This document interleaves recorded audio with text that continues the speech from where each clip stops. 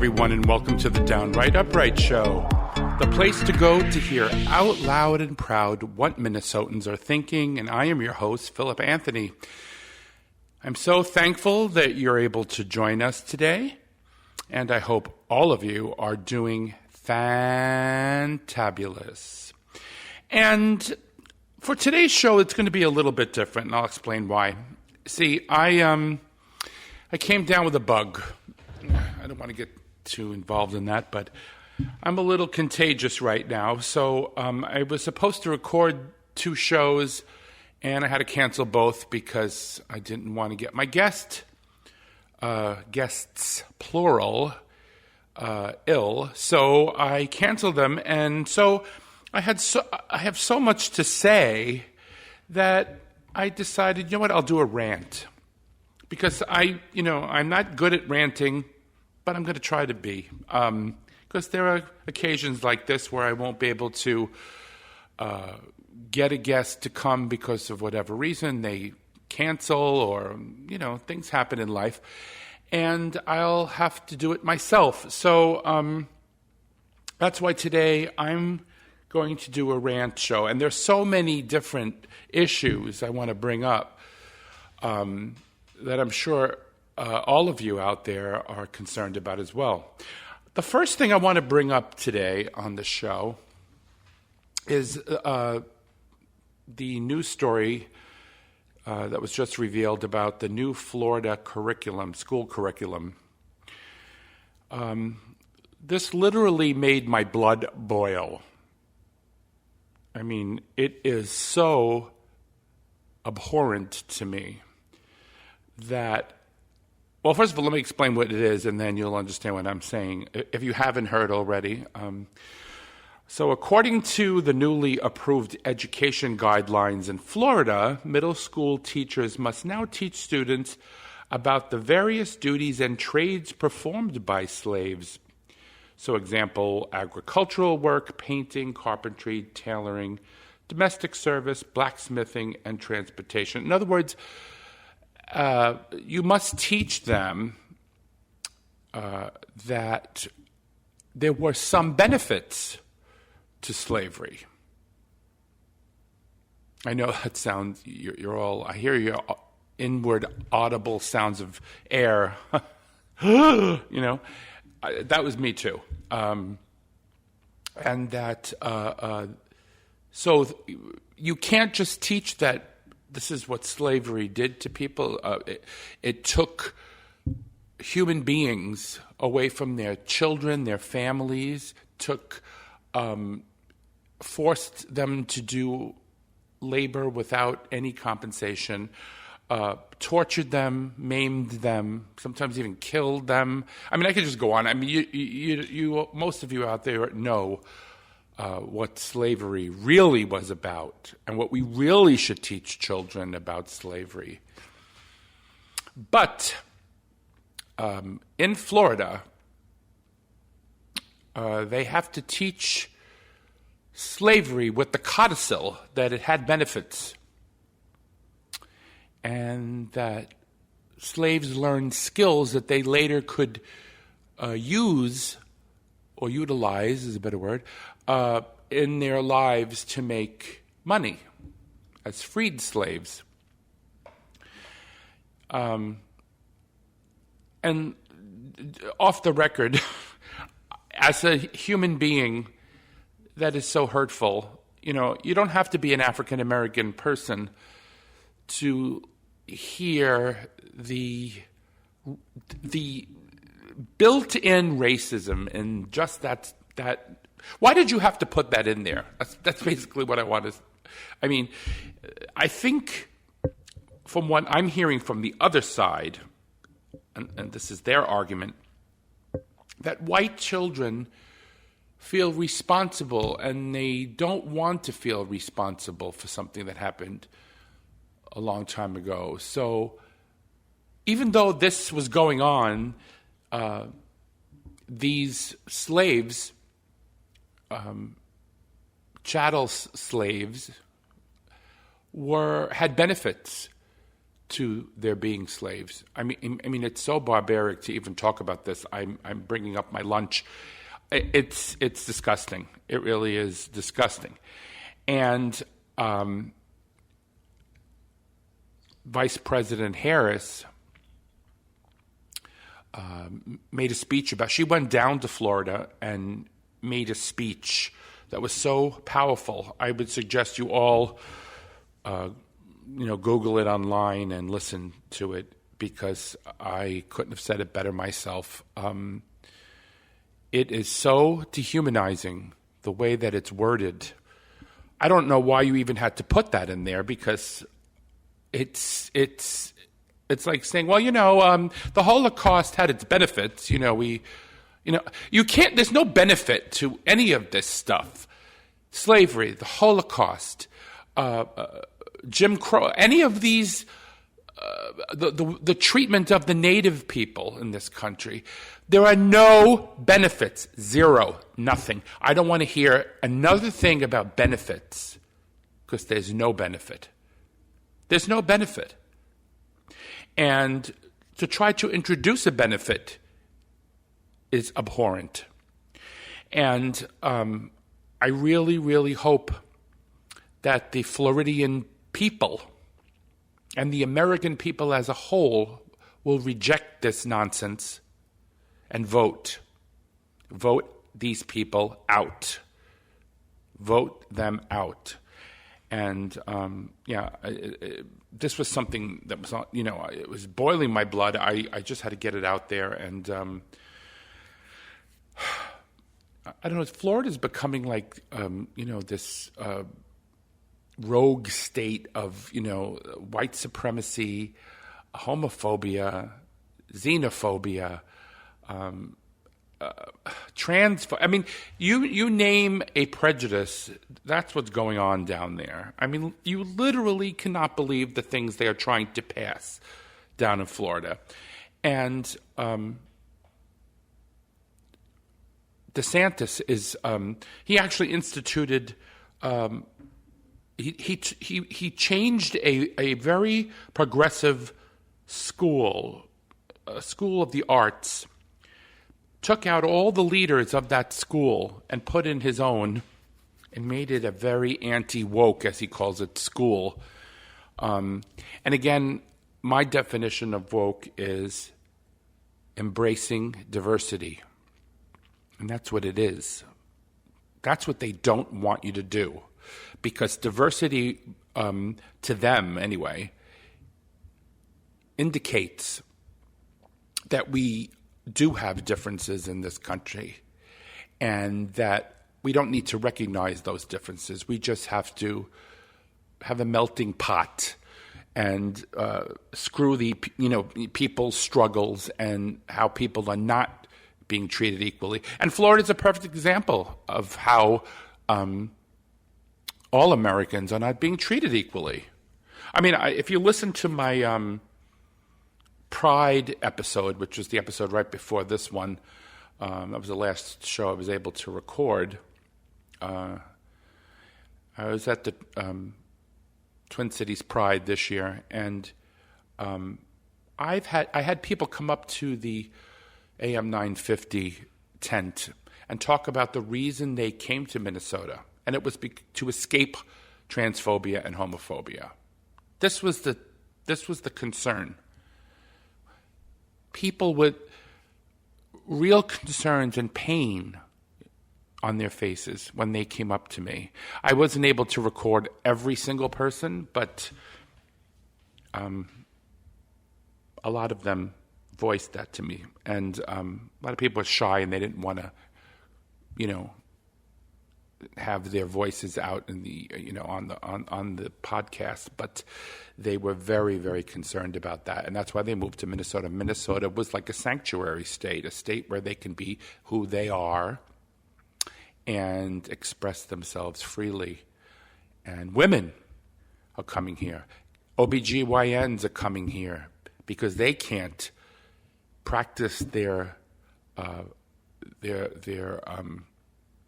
medical talents in a state where their hands are tied. So they have to move to a state like Minnesota where if a woman is along in her pregnancy and she's losing the baby, down the road and the doctor needs to do something about it, he won't be worried that he'll be sent to jail for aborting the pregnancy or ceasing the pregnancy. He will be safe. And we have to keep our doctors safe and our nurses and all of our medical professionals safe. So, yeah. And the Don't Say Gay bill down in Florida, I've talked about this numerous times on my show, is another thing that, what do you need this for? No child is being indoctrinated. I always talk about this story about indoctrination because I find it amusing. You can't, I could repeat this 100 times, and I know what my listeners know what I'm going to say, but you can't indoctrinate anybody, any child. And I can give you a personal example of that. I grew up in a very, very, very Catholic, heterosexual white community. And I went to Catholic elementary school. I went to Catholic high school. And I almost went to a Catholic college, but luckily I didn't do that. But I'll explain why I didn't later. And nobody around me was gay or talked to me that being gay was a good thing. Everything was negative about being gay. It was a sin. It was an abomination. You know the whole routine. And so I am this boy who knows I'm different. So when I was very young, of course, I didn't know what to call myself. No kid does. But when they reach pubescence, they realize what they are. And I realized who I was because I knew. You hear the other boys around you, oh, look at her, she's hot, and look at her boobs, and look at this and that. And I was like, what? I'm like, why am I not feeling this that they're feeling, And so the idea, I guess what I'm trying to say in a nutshell is the fact that people say people are grooming children is a lie. It's a lie. And I'll say it one more time. It's a lie. There is no way I was groomed. I was born the way I am. It's inherent in me. I knew I was different when I was a little boy. I was playing with girls. I played hopscotch with girls. I played house with girls, school. You name all the games girls played. The boys played. I did play with them too, but I was never good at what they did. I didn't fit in. I was always the last to be picked on a team. I was the one made fun of. There was no belonging. But with girls, I felt very safe. I felt more friendship and camaraderie with girls. And a little boy's that's not supposed to happen, is it? So, but again, to repeat, I was not groomed. Nobody indoctrinated me. I guess what the message I'm trying to say is the Don't Say Gay bill and all the other anti-LGBTQ bills that are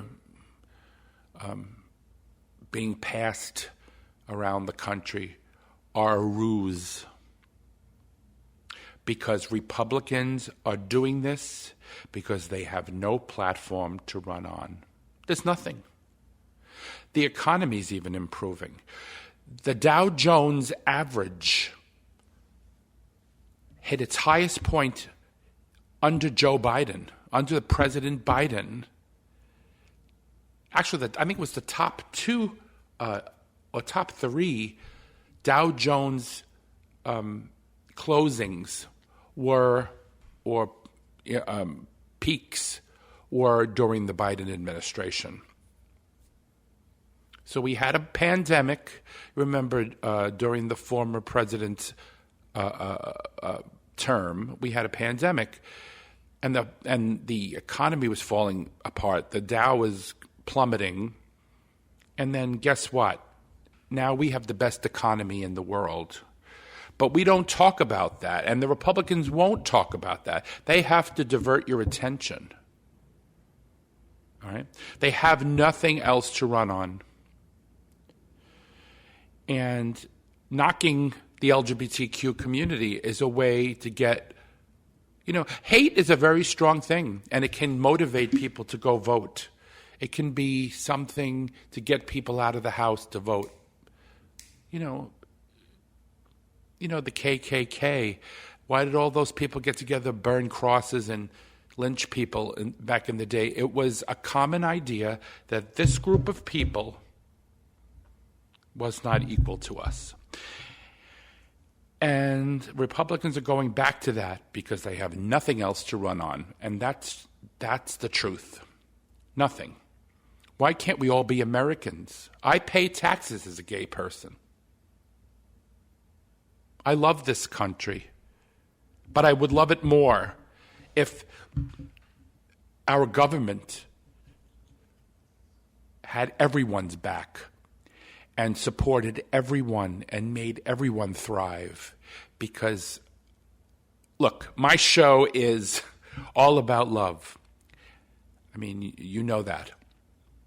I want everybody to thrive, whether you're white, black, Asian, Native, Latino, Pacific Islander, whatever your race, your religion, sexual orientation, or identity.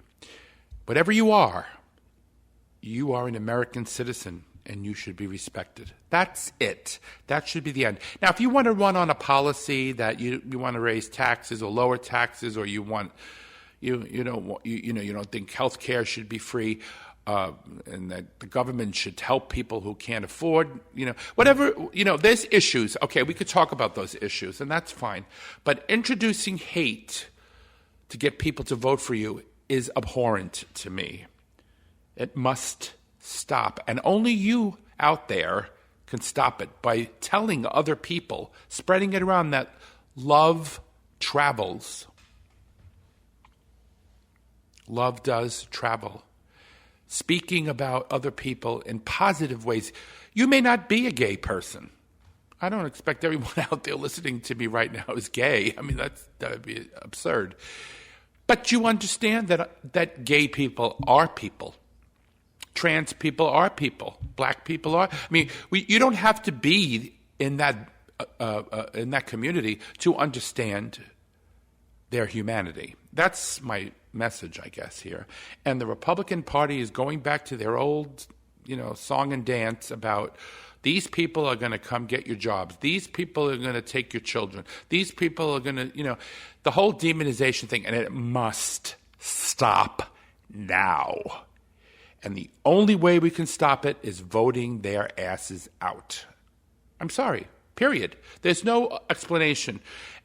I don't want to hear slavery had benefits. I really don't. I'm sorry. I really don't want to hear the benefits of it. Because there are none. And if you say there are, it doesn't mean it's so. You're entitled to your own opinions, not your own facts. So, moving right along with that, the economy is improving, so they can't really talk too much more about the inflation's really at its lowest point in years. If you look at the rest of the world, our economy is doing the best. Prices are starting to come down.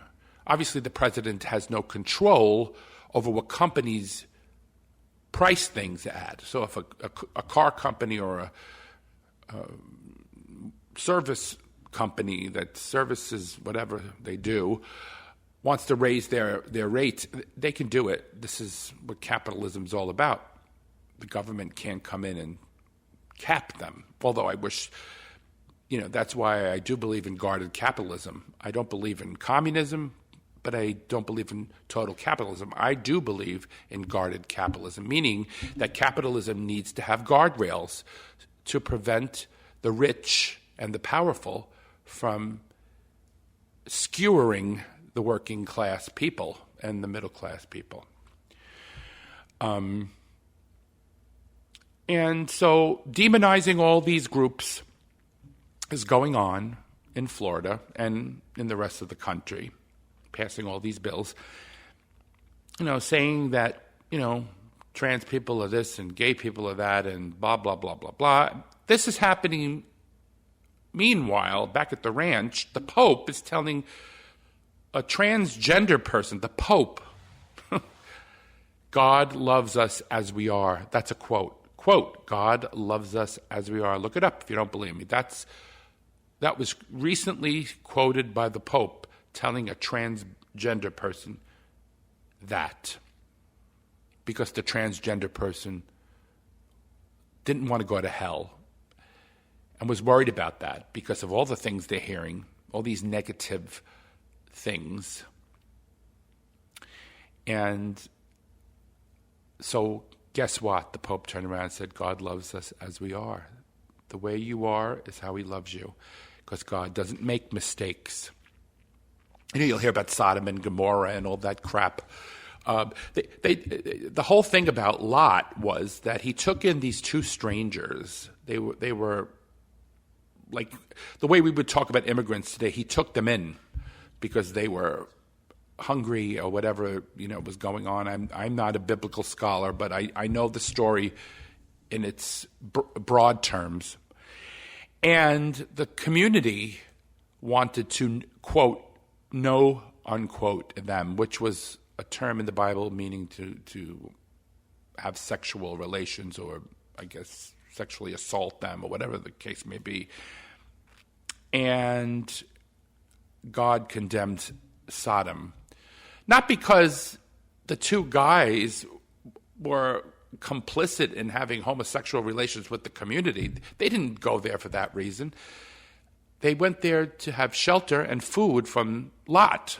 And the condemning was the people who were trying to abuse them in a sexual manner. But now when you hear the term sodomy, God is condemning gay people. There's no mention of that there.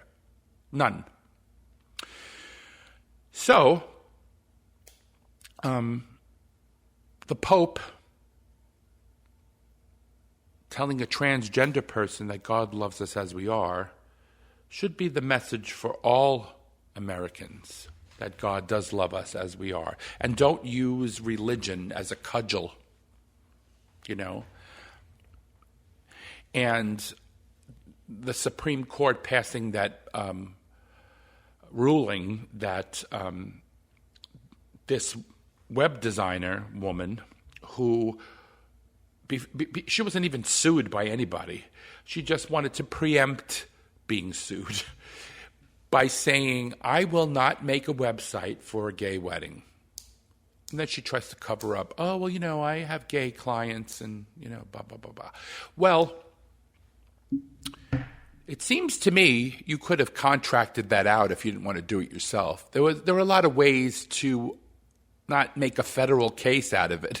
I remember when I was a kid, that was a big expression. Don't make a federal case out of it, But these, like the baker and now this woman, they want to make a federal case out of it because they want to shove their religion in your face instead of looking at people like Jesus really did. And like the Pope said, that God loves us as we are.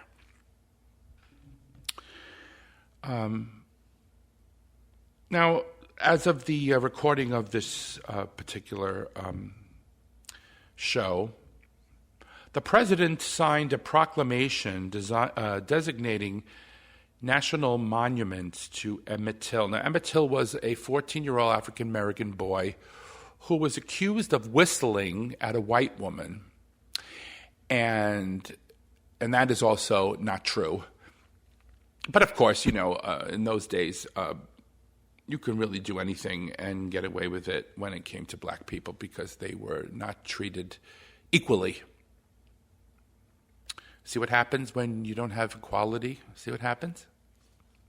You dehumanize people. Well, anyway, he was beaten to death, maimed, and his mother wanted to show the whole world what these people, these horrible, disgusting people did to their son, to her son, I should say, that she kept the coffin open.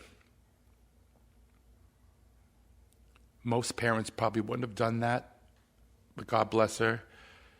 She had a bigger message to tell. And the president signed this proclamation today, as of the recording of this podcast. And the new national monument will be anchored at 3 historic sites in Chicago, Illinois, Sumner, Mississippi, and just outside of Glendora, Mississippi. These are 3 places that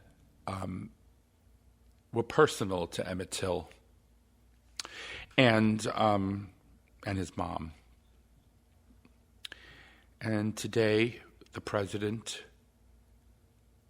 signed the proclamation designating these monuments in his name. What a beautiful day it was. Now, of course, we've been talking for the last few minutes here about the horrible things that are going on in this country.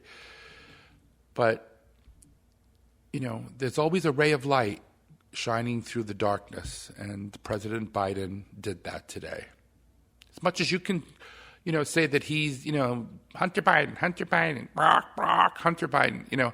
I'm so tired of Hunter Biden, hearing that name. I mean, Hunter Biden was a very sad individual who was addicted to drugs. And when you're under the influence of drugs, you do some awful things. And the Republicans are always talking about, the fentanyl is killing our people. The fentanyl is coming across the border. It's killing our people. It's actually coming through the ports of entry, but they want to say that, little Latino women are bringing fentanyl. I mean, you can't make this stuff up. But anyway, somehow this drug-addicted son of the president is the reason President Biden should be impeached, because they're literally talking about that now. I was going to talk about that later in the show, that they want to impeach President Biden because of the Hunter Biden laptop. Brock, Hunter Biden laptop. Laptop from hell. Brock. You could tell that, when they're lying to you, because they repeat the same words over and over and over. So, as I mentioned before, the Republican Party has nothing to run on. So guess what? Speaker McCarthy says the GOP's Biden probes are rising to the level of impeachment inquiry. So now, don't look over here, look over here, look over there. Don't look there at the economy improving. People are spending lots of money. Airplanes are full. Supermarkets are full. People are buying. If people were really super duper struggling, like in the Depression, people wouldn't be spending money. They'd be buying, just trying to get by. That's not happening, people. Please don't buy into that. Look, I know the prices have gone up. Trust me, I know. I go to the store and I see it. But at least now you can take your mask off. There's no pandemic. People aren't dying in mass like under the previous president. We're we're returning to some semblance of normalcy. And it doesn't take, it takes quite long to return to that semblance of normalcy. So, when Speaker McCarthy says that the GOP probes are rising to the level of impeachment inquiry, what's that telling you? It's a diversion. Rile up their base. Why are we talking about black people during slavery having benefit from that? These things get people to the polls. It's unfortunate. Hate is a very strong emotion. A very strong emotion. Moving on, the former president, twice impeached, received a target letter. Now, for those of you who never took pre-law, a target letter is a notification from a federal prosecutor or a grand jury that you are the target of a federal criminal investigation, which means there is substantial evidence. I will repeat that part again. It means there is substantial evidence linking you to a crime, and the prosecutor believes they could indict you. Now, how could that be targeting him? First of all, he was already indicted by Alvin Bragg in New York. He was already found guilty of sexual assault in New York as well, in the E. Jean Carroll case. And about to be found also indicted for the classified documents case down in Florida. And that trial is going to be, they set a date for that trial in May of next year. And now he's about to be indicted 2 more times, beside all of these things, for the insurrection on January 6th, picking fake electors, calling up and strong-arming secretaries of state, and other things that we don't even know about, because there are so many women out there who still haven't come. They've come forward, but they haven't filed lawsuits against Trump because they're scared to death. I think that's what it is, because I read an article, I think it was in Time magazine, about that 25 women have claimed he sexually assaulted them. So, all those things wrapped up in a ball, even if one was false or 2 was false, there's so many of these things. You still want to nominate this man as your president. Okay, thank you. Boy, we have really sunk to a nadir in this country. We really have. The bottom of the pit of iniquity. It's gross. I mean, if a Democratic candidate had the same bona fides as Trump, all these crimes and all these indictments, my ass would not be voting for him, regardless of his party. I probably would vote Republican in that case. Ew, right? Don't hate me. But I wouldn't want a criminal to be my president.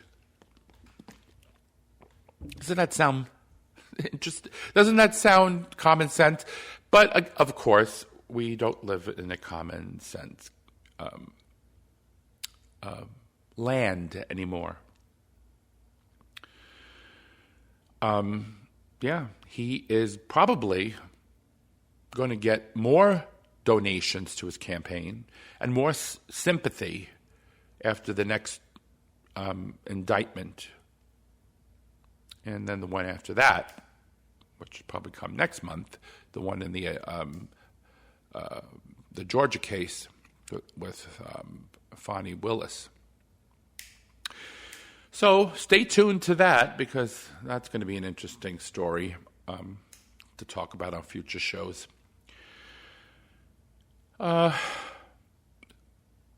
More Republican Party antics are going on in Texas. The Justice Department is suing Texas because the state has successfully made the Rio Grande, which is a river, as you know, a death trap.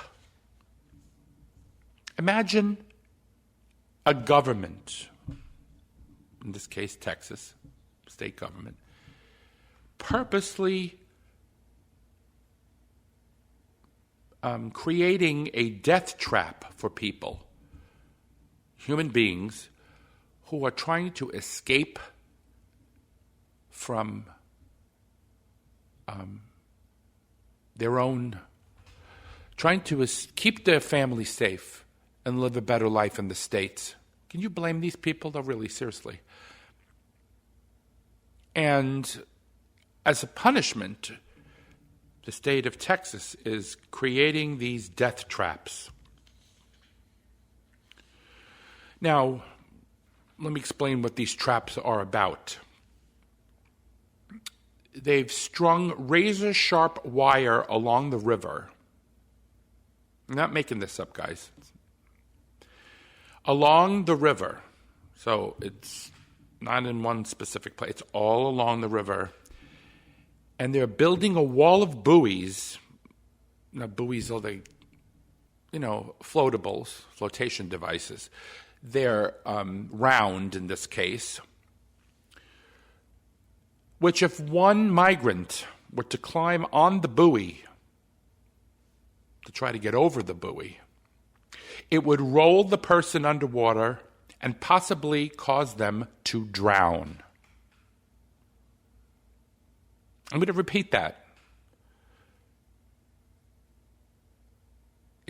They're stringing up a razor-sharp wire along the Rio Grande River and building a wall of buoys, which if a migrant were to climb on the buoy, it's like a ball, looks like a round floatable ball, it would roll the person underwater, possibly causing them to drown. That's the government of Texas for you. The same government that shipped migrants up north without letting those states up north or those governments up there, local governments, know that they were even coming so they could prepare themselves to feed them or house them or whatever. They just sent them up there willy-nilly, and, these are like pawns. They're not people, This is what the Republican Party is doing in 2023. Instead of just saying, you know what, we want to help you. We want to give you health care. We want to help you by lowering prices of gas. Or we want to do blah, blah, blah. But they're not doing that. Everything is a dehumanizing dog and pony show. Yeah. It's... Now you see why, even though I'm sick, I had to do this show. You see, people? So, as you know, I like to always inject a story with LGBTQ content on my shows. And I saw this one, and it was kind of interesting because I never would have thought of something like this. It's a very interesting story. So I'll have to read it to you because it's a little complex. So this is a story that's out of Detroit, Michigan. The Michigan Supreme Court broke new ground this past Monday, in a dispute over parental rights, saying a woman can seek custody of her partner's child who was born before their same-sex relationship ended. Okay, you following? So there's two women who were in a same-sex relationship, and they had a child when they were together, and when their relationship was still viable, was still together. Carrie Pueblo has no biological ties to a boy who was born to Rachel Haas in 2008, but had helped raise him. So they were together, and apparently Rachel Haas is the biological mother of the child, but Carrie Pueblo was, in essence, the other parent. They were co-parenting in 2008. Is it 2008? 2008? I don't know. Everybody says it differently, but anyway.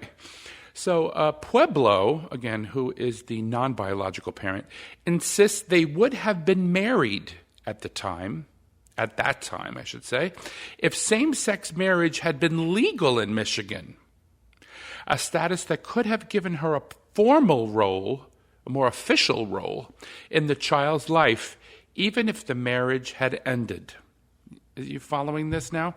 So she's saying, Pueblo is saying, okay, so we were together, marriage equality had not passed yet in Michigan or in the country, and so I was a co-parent for the child. Same-sex marriage was declared legal in the United States in 2015. Now we're talking about 2008 or 2008. So same-sex marriage was declared legal in the United States in 2015 after Pueblo and Haas had broken up. So they had split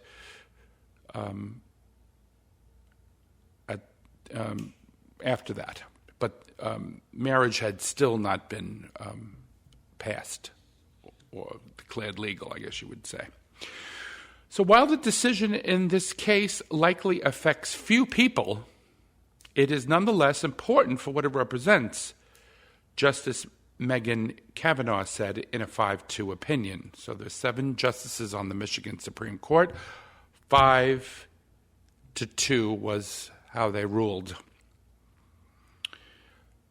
And this is a quote from Justice Megan Kavanaugh, not to be confused with the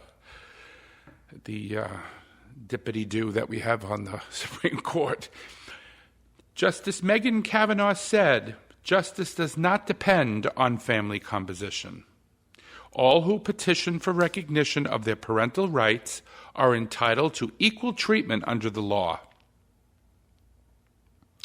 Pueblo and Haas had raised the boy together after their relationship ended. But by 2017, Pueblo said Haas demanded that she stop having contact with the child. So in 2017, even though they were co-parenting, Haas was not thrilled with Pueblo being in contact with the child. Pueblo now can return to Kalamazoo County Court and attempt to show that she and Haas would have been married, if possible, when the boy was born through in vitro fertilization. So I guess the father wasn't part of the child's life at all, because it must have been a sperm donor, I'm assuming. If a judge agrees, Pueblo then can be evaluated for custody and parenting time, the Supreme Court said. Haas's attorney had urged the Supreme Court in April to stay on the sidelines and let the legislature change the law if lawmakers believe it would be appropriate. Justice Brian Zara agreed with that position in his dissent. Now, this is the judge that dissented in the opinion. I am uncomfortable with retroactively recognizing a marriage equivalent relationship. Courts will be required to dive into all public and private aspects of how a now defunct relationship to hypothesize whether the couple would have chosen to marry, said Zara, who was joined by Justice David Viviano. So there was two justices that dissented, and five before the decision. And so, what is your opinion about that? That's an interesting concept. So they sided on the side of Pueblo. And they decided that she was a co-parent at the time. They weren't married, but she would have been married. And in that respect, and she still loves the child, and she still wants to be in his life. And the court agreed with Pueblo and said, yes, you can co-parent still. She had no biological ties to the boy,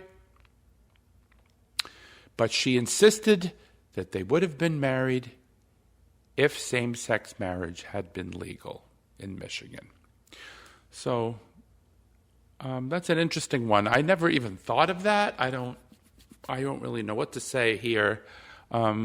Maybe you have an opinion about this. What you would think in this case. It really is something that I seriously, and I'm sure all of you out there, never thought about. You're in a relationship, or you were in a relationship with someone before marriage equality was a thing, and you were raising a child together,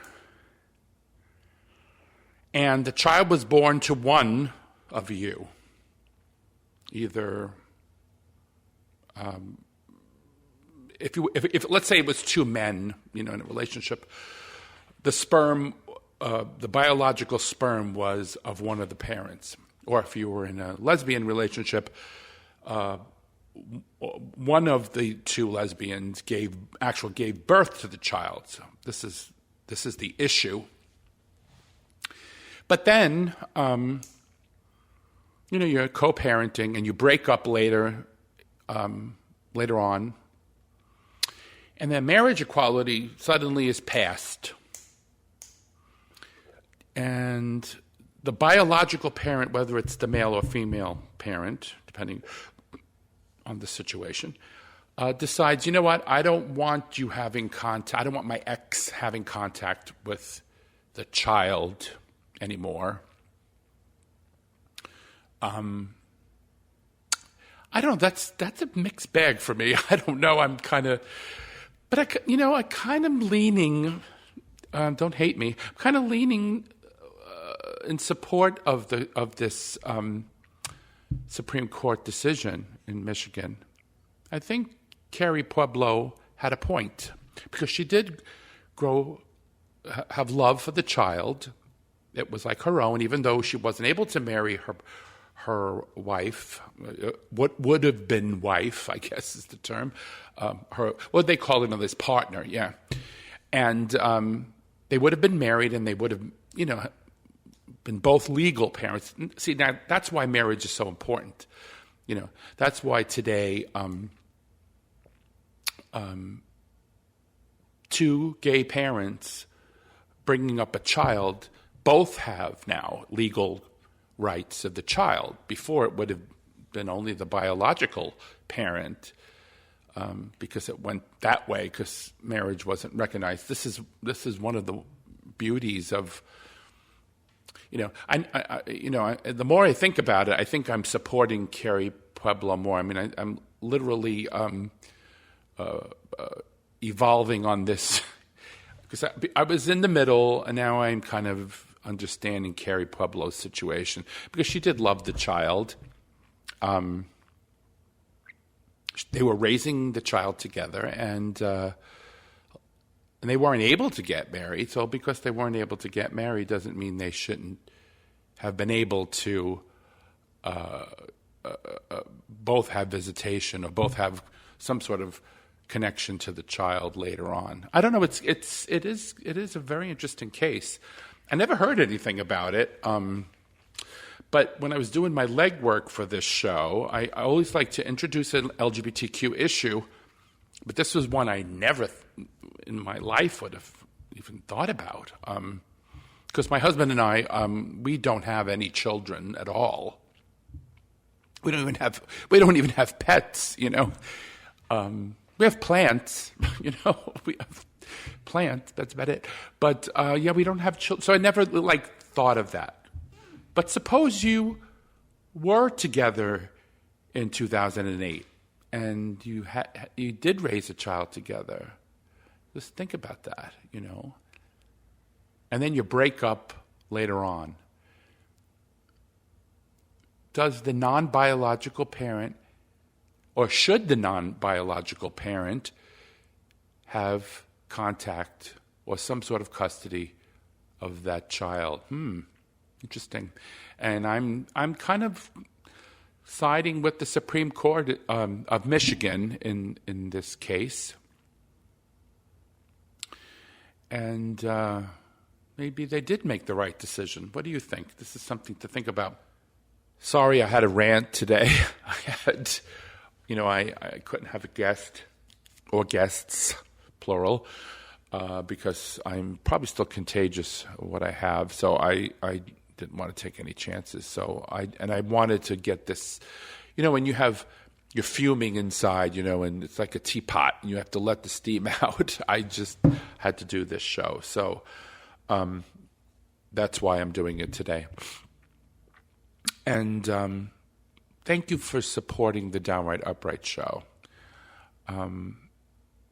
Because it's a public service that I'm doing. A public service for the progressive community. Not only LGBTQ, but everybody. Allies. Everyone. We all need to have our voices heard, and this is my way of doing it. And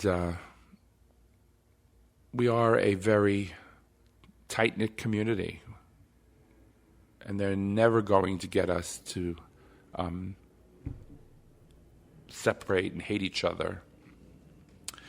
And the Pope's message about God loves us as we are is a beautiful thing. It's a beautiful story. And I hope I don't have to ever rant again because it's, hearing myself talk for an hour is probably not something that you enjoyed, but my message was good. As long as it's a good message, right? And but please tune in the future to the show. I have a lot of wonderful guests coming up. I had to reschedule the guests that I had for July, but they'll be back soon in August, and then I have the August guests coming as well. So we have some good shows coming up. And I want to end the show with one more thing. I want to thank Ellie Krug. She's got a show on AM 950. It's called Ellie 2.0. And she had me as a guest on her show. And I just want to thank her because that meant a lot to me. I am the newest show on the station, and the fact that she was able to have me on and promote my show was just a beautiful thing. And she's a great lady. And listen to her show, guys. Ellie 2.0 radio. And her shows are also listed in the lists of podcasts on AM 950. We have such great shows, so tune in either live on the radio or listen to us in podcast form. So anyway, I would like to thank you all for listening. My name is Philip Anthony. I am the host of the Downright Upright Show. And to all of you, I love you all. Thank you again for your support over this year and a few months that I've been on AM 950. And I hope you're doing well. I hope you are doing fantabulous. And see you soon. Thank you and ciao for now.